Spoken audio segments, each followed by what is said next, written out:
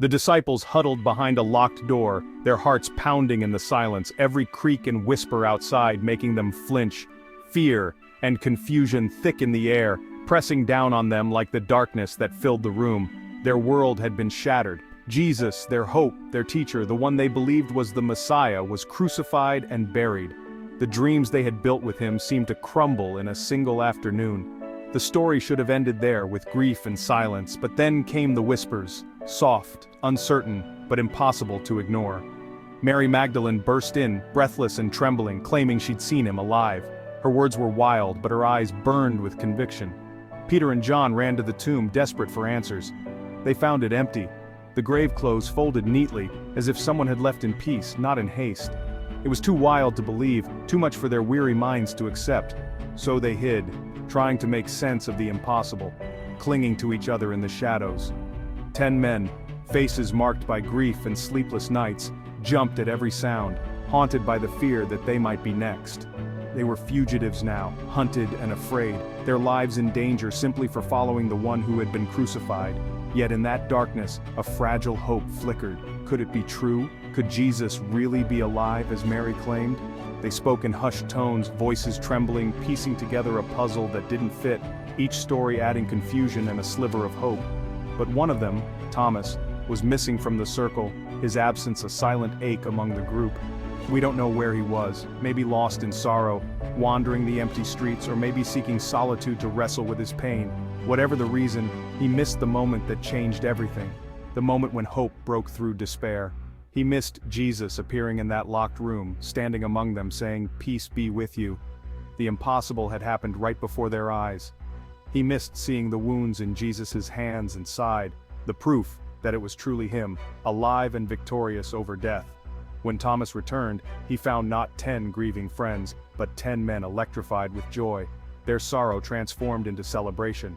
"We have seen the Lord!" they exclaimed, voices ringing with excitement and awe as if the world had been remade. Their faces shone with hope, but for Thomas, their joy was a wall he couldn't climb, a barrier between his pain and their newfound faith. He had seen the same cross, felt the same despair, and the wounds in his heart were still raw. How could they believe so easily, when everything he knew told him that death was final? Their testimony wasn't enough for him. Words alone could not heal his doubt or erase his grief. His grief was too deep, his reality too strong, and the memory of loss too fresh to let hope in. He needed more than words. He needed proof, something he could see and touch, something real enough to break through his sorrow. In that room, hope and doubt collided, swirling together in the candlelight, neither one able to fully silence the other. And Thomas stood alone, waiting for something real, longing for a sign that faith could be more than just a story whispered in the dark. Thomas listened, his eyes fixed on the faces of his friends as they spoke with excitement and hope. But their words, full of wonder and conviction, bounced off the walls he'd built around his heart, unable to break through the fortress of his pain. A man raised from the dead? The idea seemed impossible, almost absurd. It sounded like wishful thinking. He'd seen the blood, felt the finality of loss, and the weight of grief still pressed heavily on his soul. Their story felt like a desperate attempt to cope with heartbreak, a fragile hope clung to in the darkness. He couldn't share their joy. He hadn't shared their experience. The gap between their hope and his reality felt unbridgeable. So he set his terms, clear and unwavering.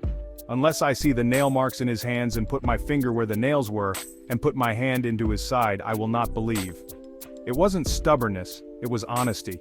His pain was real, his doubt a shield forged by heartbreak and disappointment. He'd lost Jesus once. He couldn't risk hope again, not unless he was sure it wouldn't be shattered a second time. Thomas wanted more than a distant glimpse. He longed to touch the wounds, to feel the proof with his own hands, to know for himself that hope was not a lie. His demand was personal, not arrogant. He wasn't trying to challenge his friends, but to protect his own fragile heart. He needed certainty, something tangible he could hold on to, something that would anchor his faith in reality. His friends must have been disappointed, perhaps even hurt by his refusal to believe their testimony. But they didn't cast him out, they let him stay, they let him doubt. Their love made room for his questions, their friendship held space for his uncertainty. For a week, Thomas lived in tension, present but not convinced. He watched, he listened, he waited, wrestling with his thoughts in silence. He was the man who needed to see, the one who couldn't settle for second-hand faith, the one waiting in the shadows while others basked in resurrection light, longing for a sign that would finally unlock his heart. 8 days passed in that upper room. The 10 disciples, filled with quiet joy, waited for Jesus to appear again. The world outside was unchanged, but everything inside them was new. For Thomas, the week was agony. Surrounded by friends, he felt utterly alone. Every joyful story was a reminder of his own unbelief. He replayed their words, searching for cracks. Was he the only one seeing clearly, or the only one blind? Doubt is heavy, especially when you carry it alone. Part of him wanted to believe, but the memory of the cross held him back. This week of waiting mattered. It showed that faith isn't always instant. The others didn't kick him out, they waited with him. They trusted that Jesus would meet Thomas in his need. They gave him the gift of time and presence. Another week, another locked room. This time, Thomas was there. Suddenly, Jesus appeared among them. Locked doors, no obstacle for the risen Lord. His first words, "Peace be with you." No accusation, no disappointment, just peace. But this time, Jesus had come for Thomas. He knew Thomas's heart, his exact words, his need for proof. The Good Shepherd had come for his lost sheep. Jesus didn't wait for Thomas to speak. He didn't scold or shame. He moved toward him with love. The room fell silent as Jesus and Thomas faced each other. This was no performance, just grace meeting doubt. Jesus' arrival wasn't to overwhelm but to heal. He met Thomas exactly where he was. In the middle of doubt, pain, and stubbornness, Jesus brought peace. The Prince of Peace came for one troubled heart, and everything changed. Jesus looked at Thomas not with judgment but with deep understanding and compassion, seeing the honest struggle in his heart. He offered the proof Thomas demanded. "Put your finger here, see my hands." Jesus met Thomas exactly where he was, not shaming him for his questions but inviting him closer. The wounds were real, not illusions or tricks of the mind. They were the marks of suffering, pain, and sacrifice. "Reach out your hand and put it into my side." Jesus offered not just words but tangible evidence, inviting Thomas to experience the truth for himself. Jesus invited Thomas to touch the evidence of death and believe in life. It was an invitation to move from doubt to faith, from fear to hope. It was vulnerability beyond comprehension, a moment where the divine chose to be open and exposed for the sake of one doubter's heart. The risen Lord offered his scars to a doubter, showing that faith is not about having all the answers, but about trusting in the one who bears the wounds. In that moment, Jesus wasn't just proving himself, he was showing love, a love that reaches out even when we hesitate, a love that welcomes our questions. His love isn't afraid of our doubts, he draws near to us, even when we're uncertain, and offers us peace in the midst of confusion. He comes close, invites us near and shows that his power is made perfect in his wounds. The scars are not hidden, they are the very proof of his victory. The things meant to destroy him became symbols of victory, reminders that hope can rise from the darkest places. Then Jesus said, "Stop doubting and believe."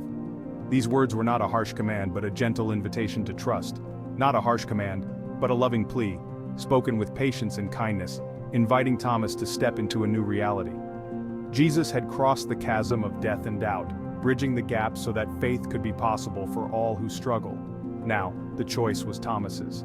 He stood at a crossroads, his heart pulled between skepticism and hope. Remain a prisoner of doubt, or step into faith. The invitation was clear, but the decision was deeply personal. The room and heaven waited for his response, holding its breath as Thomas faced the greatest invitation of his life. Did Thomas touch him?